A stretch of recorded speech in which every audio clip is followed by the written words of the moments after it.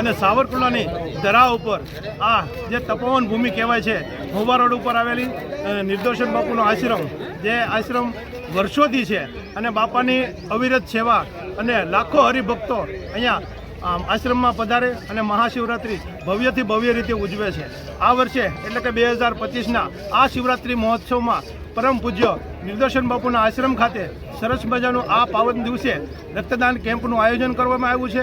આ રક્તદાન કેમ્પમાં આમ ગણીએ તો અમરેલીની વેદ બેંક, ભાવનગર સિવિલ હોસ્પિટલની બેંક, એમ કરીને કુલ 3 બેંકો આજે આ રક્તદાન કેમ્પમાં આવી અને સવારે 8 વાગ્યાથી આજે રક્તદાનનો કેમ્પ ખુલ્લો મૂકવામાં આવ્યો હતો.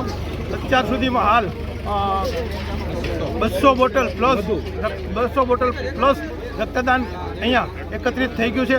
હજી બપોરે 2 વાગ્યા સુધી આ રક્તદાન કેમ્પ ખુલ્લો રહેશે અને જો રક્તદાન વધશે તો 5 વાગ્યા સુધી આ આશ્રમમાં રક્તદાન ચાલુ રહેશે. દરેક રક્તદાન કેમ્પમાં જે રક્તદાન ડોનરોએ દેવામાં આવ્યું છે તેમને સરસ મજાની આશ્રમ તરફથી અને 2 બેંકો તરફથી અને લાયન્સ ક્લબના અને ઇન્ડિયન રેડક્રોસ સોસાયટી સાવરકુંડલા તરફથી સરસ મજાની ગિફ્ટ આપવામાં આવી છે. આજે આ તક અમારા લાયન્સ ક્લબ ઓફ સાવરકુંડલાને આ તક સેવા કરવાનો મોકો આપ્યો છે, ત્યારે લાયન્સ ક્લબના તમામ અમારા મેમ્બર્સો સવારથી અવિરત સેવા કરી રહ્યા છે અને આજે આ પાવન દિવસે બાપાના આશ્રમમાં સરસ મજાનો રક્તદાન કેમ્પમાં સેવા કરવાનો અમને લોકોને મોકો મળ્યો છે.